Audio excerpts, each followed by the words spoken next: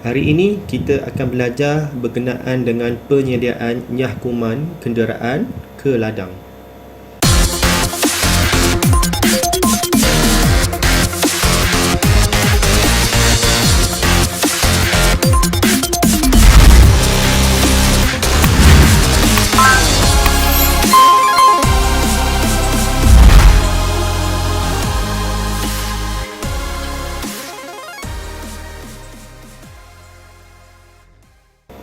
Assalamualaikum warahmatullahi wabarakatuh dan salam sejahtera.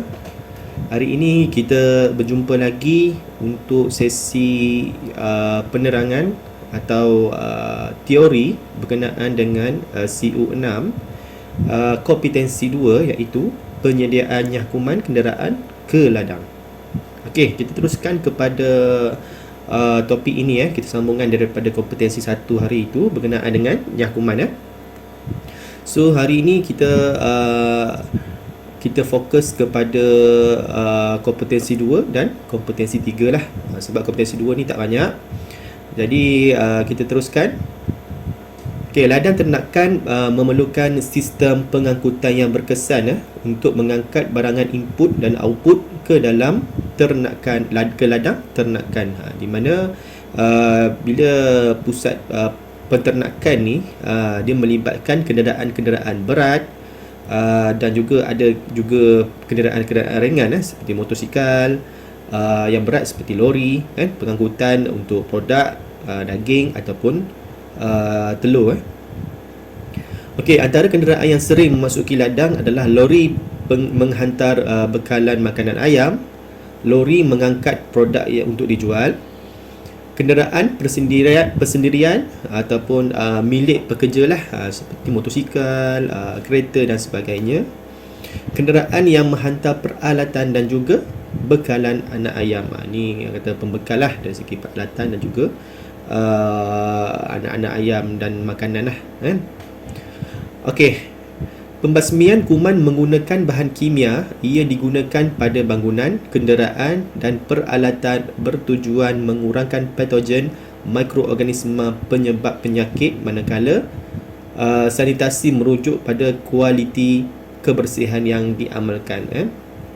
Okey, itu yang disebutkan pada sanitasi tu kalau di sekolah kita sanitasikan bangunan lah. Sanitasi ni berbentuk besar lah, berskala besar kalau sekolah ke atau bangunan tempat pekerja ke dia besar itu disebut sanitasi lah Okey, apa yang dimaksudkan dengan patogen ni? Patogen ini adalah kuman jahat lah yang dihasilkan daripada istilah kuman atau bakteria ataupun benda-benda halus yang kita tak nampak melalui mata kasar Okey, kalau yang kuman baik apa yang kuman baik dipanggil probiotik dan kuman jahat dipanggil patogen. Dua perkara yang kita tak nampak, yang baik dan yang jahat. Okey, kita teruskan kepada tujuan kawalan biosecurity kenderaan ladang adalah untuk mencegah kemasukan ejen penyakit masuk dan keluar dari ladang itu contohlah yang kita nak bincangkan pada hari ini adalah kenderaan kenderaan tu kita tak tahu daripada mana, daripada luar daripada rumah ke. Kalau contohnya pemilik untuk pekerja biasa dia pergi pasar dan patogen yang melekat-lekat pada tayar kenderaan jadi bila dia masuk dalam tempat kita, dia dipanggil ejen penyakit lah yang boleh membawa penyakit kepada tenaga kita. Jadi kita nyah kuman ini adalah untuk mengelakkan daripada ejen itu membiak ataupun berada di dalam ternakan kita. Okey, ianya bagi mengelakkan kerugian lebih besar ladang ternakan tersebut disebabkan oleh penyakit berjangkit lah benda bila melibatkan mikroorganisma ni dia berjangkit lah kalau virus ni dia lain punya spesies. Kalau bakteria tu memang dia melekat-lekat melekat-lekat ke tempat-tempat lain lah contohnya macam virus kita COVID-19 ni macam tu lah, dia nak cari perumah dia ke tempat lain tu yang melibatkan ramai orang terkena COVID ni Okey, peralatan yang diperlukan untuk nyakuman kenderaan adalah seperti, okey, boleh tengok gambar rajah ya, jet spray ataupun biasa kita panggil water jet. Okey, peralatan lain seperti baldi, pakaian keselamatan PPE untuk yang melakukan kena wajib pakailah kan. Sebab bahan nyakuman ni ada juga bahaya sekiranya, walaupun kita mencegah daripada patogen, tapi memberi kesan sampingan juga kepada kulit, udara dan sebagainya. Okey, ini bahan-bahan disinfektan juga yang perlu digunakan seperti ketiga ni kata bahan-bahan nyakuman yang biasa dipakai oleh industri lah. Salah satunya adalah quaternary ammonium compound, biasa saya panggil QAC, iaitu ringkasan dia, glutaraldehyde dan phenols. Yang sebelah sekali ni bahan-bahan lain lah, sekiranya tidak ada tiga ke atas ni kita boleh pakai Dettol, Clorox di mana setiap bahan tu yang kita tengok, contohnya tempat atau bahan yang kita nak lantai kan, untuk cuci lantai tu dia tulis itu 99 antibakteria ataupun memusnahkan bakteria 99% kan. Itu dipanggil nyakuman lah tu kan. Tapi ini adalah contoh yang kita dibuat di ternakan yang besar-besar lah, di syarikat-syarikat yang besar yang menggunakan tiga bahan ni yang utama kan. Okey, cara-cara bancuhan bahan-bahan disinfektan mengikut nisbah yang ditetapkan bagi setiap bahan tertera pada luar botol ataupun bekas. Macam kita bincang itu, kita tengok bekas tu, tengok arahan dia. Okey, kaedah dia adalah kaedah membancuh adalah menyediakan peralatan dan bahan nyakuman, sediakan dulu. Lepas itu menyukat bahan nyakuman mengikut label yang ditetapkan pada botol. Ikut botol kan, setiap macam QAC lain, phenol lain, tengok. Yang ketiga adalah membancuh dan mengacau bahan nyakuman serta air di dalam baldi menggunakan kayu pengacau. Gunalah apa-apa yang boleh, asalkan dia larut dan boleh sebati lah orang kata kan. Okey, mengisi bancuhan ke dalam tong penyembur, okey, atau penyembur racun lah.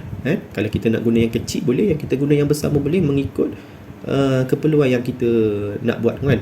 Kalau rebam besar takkan kita nak guna yang kecil tu, jadi kita guna yang besar lah untuk memudahkan kan, dengan kuantiti yang banyak. Okey, menyembuh kenderaan yang ingin dibasmi kuman. Okey, sekiranya benda ni di industri yang besar-besar, biasa dia auto je kan. Dia dah ada tempat perumah semburannya kuman tu kan. Masuk dia akan sembuh lah. Sekiranya kalau di sekolah ni kita pun dah ada food dip semua. Kalau nak secara manualnya untuk body kereta dan apa-apa kenderaan, kita boleh menggunakan spray tu lah, spray nyakuman. Okey, menyembuh kenderaan yang ingin dibasmi kuman, mencuci dan menyimpan peralatan dan bahan serta merekod. Lepas kita buat, kita rekod kan. Okey, seterusnya ketika menjalankan proses disinfektan kenderaan, terdapat beberapa langkah keselamatan yang perlu dipatuhi. Okey, memang bila main dengan nyakuman dan juga racun, keselamatan perlu diambil kira. Apa yang kita senaraikan dalam ini adalah kita kena fokus, sebab tak boleh main-main. Kalau belajar memang tak boleh main-main, sebab melibatkan nyawa juga ni. Risiko badan kita dan juga kulit kita ni agak bahaya.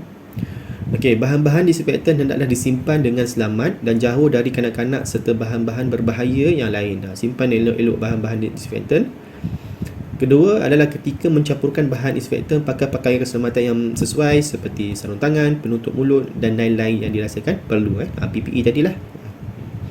Jika bahan terpecik dan masuk ke dalam mata atau mulut, segera basuh dengan air yang banyak. Jika berterusan, sila berjumpa dengan doktor. Sekiranya berlaku serius, biasanya kuman ni tidak adalah sangat dia punya efek berbanding racun.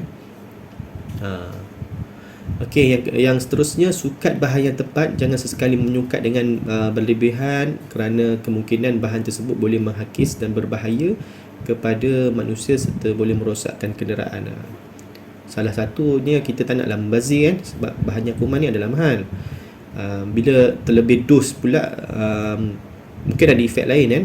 Kalau tidak dinyatakan, kita harus berhati-hati benda ni kan. Okey, kita terus kepada kaedah penyemburan kenderaan ya. Secara manualnya kita dilakukan secara manual, memerlukan tenaga kerja yang lebih lah, kena ada pekerja yang nak buat tu. Itu mengambil masa yang lama. Pekerja yang melakukan, tengok gambar pekerja yang melakukan nyakuman kenderaan perlu memakai pakaian keselamatan PPE. Okey, teknikal atau sensor menyembur bahan nyakuman pada kenderaan secara automatik yang macam saya katakan tadi, bila kita di industri yang besar dia ada benda-benda ni automatik kan. Menyembur bahan nyakuman pada kenderaan secara automatik. Biasanya kaedah ini dijalankan di kawasan peternakan ayam secara komersial lah. Macam ni lah contoh gambarnya. Ini food dip, tapi dia ada paip-paip dia akan sembuh lah, automatik kan. Dia ada sensor dia, kenderaan masuk automatik ni lah. Kenderaan yang memasuki kawasan ladang perlu melalui kawasan ini untuk dimasukkan kuman secara automatik. Kita tengok dari bahagian atas kenderaan, di sisi kenderaan dan bahagian bawah kenderaan. Secara kalau nak gambaran yang lebih jelas, kita tengok car wash yang automatik kan. Samalah lebih kurang, dia ada semburan-semburan dia ke tepi, atas, bawah dan sebagainya lah. Cumanya yang membezakannya yang nyakuman ni meletakkan bahan nyakuman secara dah siap lah kan untuk disemburkan. Okey, seterusnya penggunaan setiap bahan disinfektan mestilah direkod supaya mudah dipantau. Untuk next pekerja mungkin dia boleh tengok rekod-rekod bila dah buat dan bila dah dikemas kini dan sebagainya. Benda tu rekod ni penting. Rekod kerja-kerja nyakuman pada kenderaan perlu dilakukan setelah selesai aktiviti nyakuman dilakukan. Okey, ini jadual dia, jadual penyediaan bancuhan vehicle wheels dip dan larutan untuk semburan kenderaan yang memasuki ladang ternakan poultry lah. Dia yang tadilah macam gambar tadi kan. Cuma di unit poultry kita memang ada lah laluan dip tu, cuma untuk semburan tu tak ada lah, kita kena buat secara manual. Okey, ini rekod kenderaan masuk dan keluar ladang ternakan poultry. Tengok premis, nombor pendaftaran diperlukan. Biasa di tempat industri dia ada guard-guard dia lah yang jaga situ kan. Sebelum masuk tu dia kena catat secara rekod lah. Okey, seterusnya kita pergi kepada kompetensi 3 iaitu pengawalan makhluk perosak. Okey. Kawalan tersebut perosak seperti tikus, unggas liar dan serangga penting kerana ia boleh membawa penyakit terhadap ternakan. Ini binatang-binatang yang orang kata mikroorganisme ataupun benda-benda yang boleh tengok di mata kasar lah. Contohnya tikus kan, di ladang kita ni kadang-kadang tikus tu kita tak tahu daripada mana dia. Contohnya daripada ruminan kan. Dan ruminan dia ada virus dan bakteria kat situ, dia bawa masuk dalam reban kita ni sangat bahaya kan. Benda ni memang nampak dengan jelas tikus datang. Itu yang kita patut hapuskan dia lah kan, untuk mencegah sebelum berlakunya penyakit kepada ayam kan. Okey, lokasi makhluk perosak biasanya berada di kawasan reban dan luar kawasan reban. Okey, yang terusnya antara makhluk perosak dan serangga perosak yang sering mengganggu di reban adalah tikus, ular, lalat, anjing, biawak, kucing. Itu makhluk perosak ni dia universal lah, ataupun secara umum je lah. Kalau serangga tu kita kena tahu juga apa jenis serangga serangga ni biasa dia ada 3 pasang kaki dan bersayap lah seperti lalat. Ni contohnya ada lalat je lah, itu ada serangga lah. Dan kumbang juga mainkan ni juga dan di reban-reban biasa yang berkayu mempunyai pelbagai spesies kumbang yang hadir tapi dia tidaklah memberi tidak memberi kesan yang tinggi kepada kita punya ni, tapi dia boleh mengacau dari segi segatannya dan sebagainya lah. Okey, bagi mengelakkan makhluk perosak mengganggu di kawasan reban, pelbagai langkah pencegahan boleh dilakukan. Langkah pencegahan tersebut boleh dibuat dengan menggunakan bahan peralatan seperti memasang jaring di sekeliling reban dan jerat menangkap makhluk perosak. Kita boleh menggunakan racun juga ataupun kita boleh perangkap. Contoh jerat makhluk perosak. Okey, langkah pencegahan menggunakan bahan kimia boleh dilakukan dengan mencelup peralatan-peralatan berkaitan ke dalam cair disinfektan dan menyembur racun serangga pada najis ayam. Okey, kawalan serangga dilakukan dengan menyembur racun serangga di ladang macam shell talk ke apa kan. Itu untuk kita halau lalat dan sebagainya. Yang tadi tu cair disinfektan dan menyembur pada najis tu, lalat-lalat bila hinggap kat najis tu dia boleh mati juga. Okey, seterusnya antara bahan dan peralatan yang diperlukan untuk melakukan kawalan, boleh tengok gambar-gambar ni ini semua dah ada dalam kat KB kita kan. Jadi tak ada masalah kan. Untuk amali nanti kita tak ada masalah, kita boleh buat dan boleh jelaskan tentang peralatan tersebut lah. Okay, racun perosak, bahan kimia serangga perosak, malathion, cranberry dan keflurin kan. Biasa kita makan malathion. Bahan kimia lain makhluk perosak, brodifacoum, bromadiolon dan warfarin. Biasa kita pakai warfarin lah untuk bahan kimia makhluk perosak. Tapi kita akan cuba di dalam amali ni apa yang ada dalam list ni kita akan cuba buat. Okey, kaedah pengawalan makhluk perosak dan serangga perosak terbagi kepada dua, iaitu semburan dan taburan. Okey, seterusnya kaedah taburan biasanya menggunakan racun dari bahan kimia berbentuk pepejal ditabur di laluan makhluk perosak dan serangga perosak. Taburan lah macam tikus semua, dia ada racun dia kan, yang jenis macam kapur semua tu kan. Letak kat tepi tu dia akan makan lah. Okey, contoh tersebut ialah warfarin yang digunakan untuk membunuh makhluk perosak seperti tikus. Biasanya yang dekat reban KVDLM ni kita menggunakan warfarin lah untuk untuk tikus, untuk mengelakkan untuk membunuh tikus ini contoh gambar dia warfarin Jadi secara amalinya kita akan tunjukkan cara menggunakan racun seperti yang di dalam gambar inilah untuk mendapatkan lebih jelas. Okey, yang seterusnya kaedah semburan dilakukan di seluruh reban termasuk kawasan bumbung, atap dan celah-celah kayu. Itu yang jenis semburan lah, dia kena menggunakan pam lah kan, pam semburan.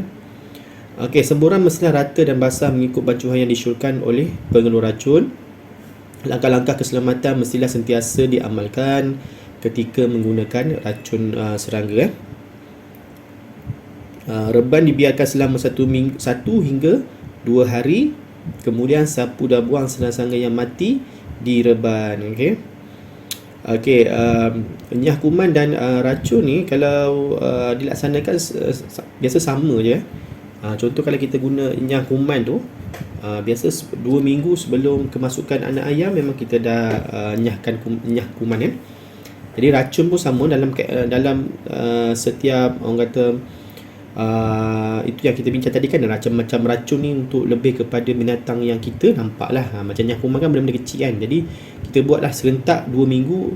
Biasanya tempoh dia adalah 3 ke 2 minggu sebenarnya. Lagi lama lagi baik kan.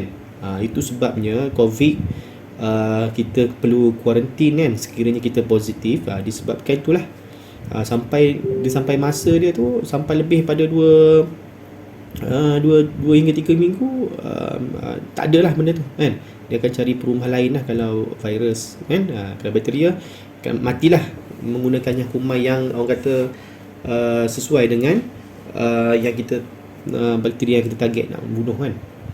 Okey, seterusnya kita pergi kepada langkah-langkah keselamatan dan penggunaan racun sama macam tadi. Okey, bahan kimia pertanian mestilah sentiasa digunakan dengan cermat. Okey, setengah daripadanya adalah racun kepada haiwan dan yang lain adalah berbahaya kepada manusia apabila tersedut dan terserap dengan banyaknya atau kerana seseorang itu terdedah lama kepadanya.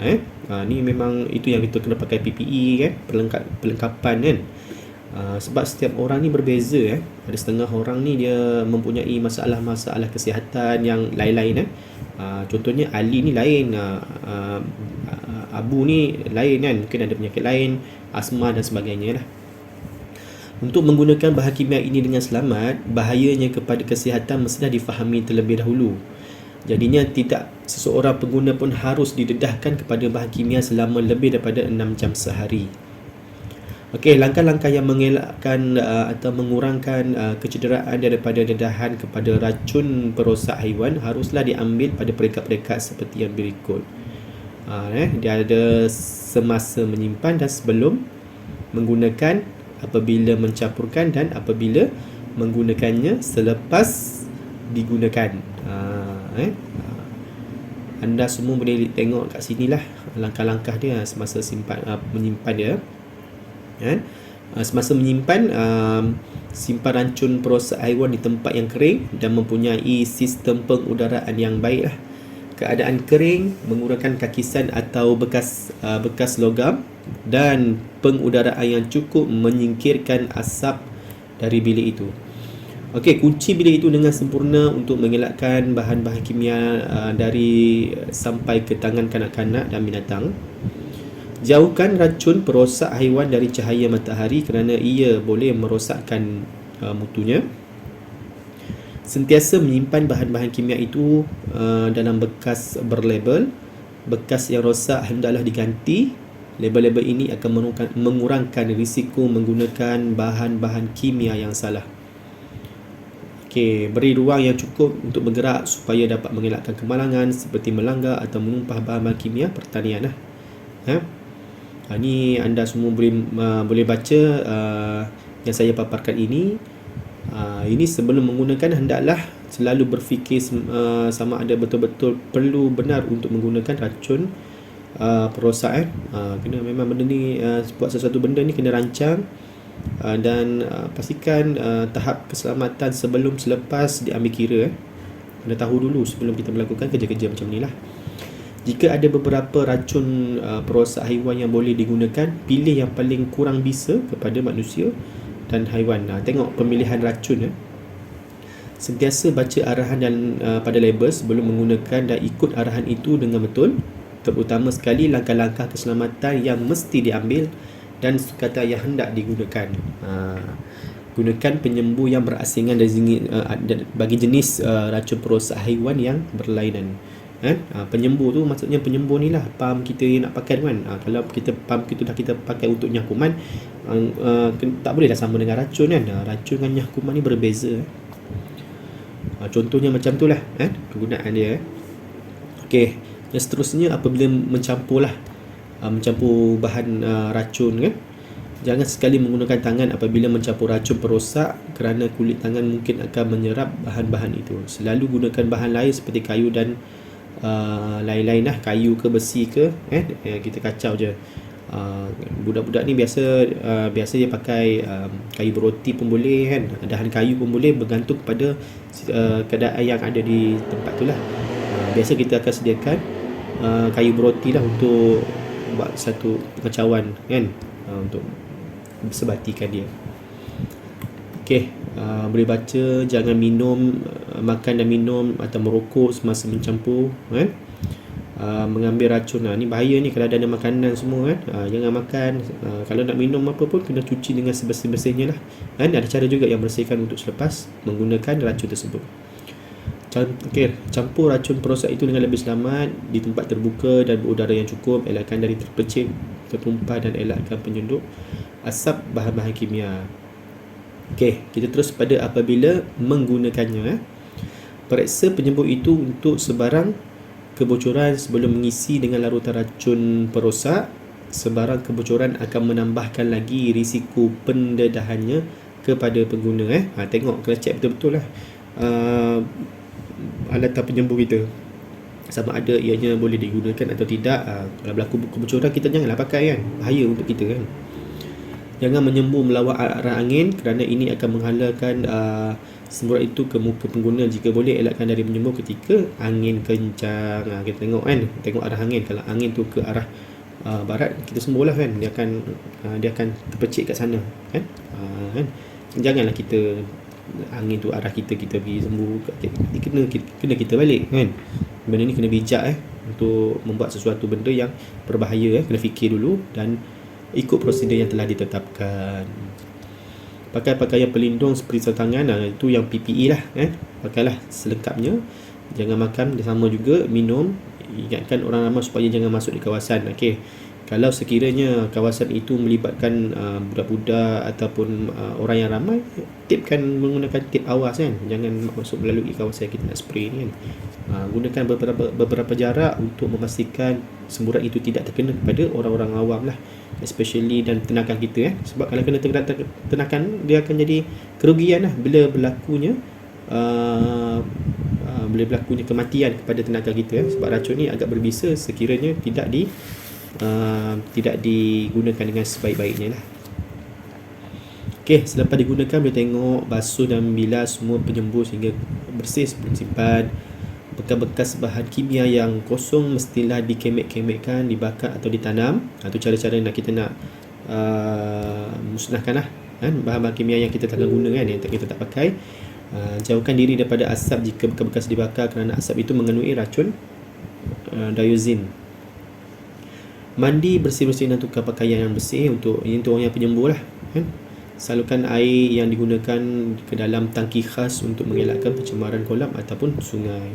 Jangan mulakan kerja memungut hasil sehingga binatang ternakan atau taman yang sembuh itu tidak berbahaya lagi untuk dipasarkan. Okey, rekod perlu disediakan dan dicatat setelah aktiviti kawalan makhluk rosak dijalankan di reban ayam. Okey, berikut merupakan contoh-contoh jadual pengawalan makhluk perosak dan serangga perosak di reban potri ya. Ini jadualnya lah. Benda ni bila dah dilaksanakan kena isilah kan, oleh nama pekerja, penyediaan bancuhan serangga, jenis apa dan sebagainya lah kan.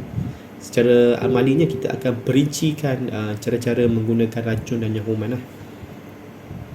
Okey, itu saja untuk teori pada hari ini. Di mana anda perlu jelas tentang konsep meracun ataupun nyahuman, racun dan nyahuman kan? Walaupun bendanya nampak sama tapi sebenarnya tidak biasanya nyahuman tu kita menggunakan kita fokus kepada memusnahkan mikroorganisma yang berhalus yang tidak nampak, manakala racun ini digunakan untuk menghindari daripada perosak-perosak yang boleh dilihat daripada mata kasar. Itu saja untuk kompetensi 2 dan kompetensi 3 pada hari ini. Sekiranya masih kurang jelas dan ingin penjelasan yang lebih detail, boleh hubungi saya ataupun komen pada ruang YouTube ataupun Facebook ataupun di Telegram yang kita wujudkan sebelum ini. Boleh tanya. Okey. Jadi sampai di sini saja untuk kompetensi 2 dan 3. InsyaAllah lain kali kita akan berjumpa lagi.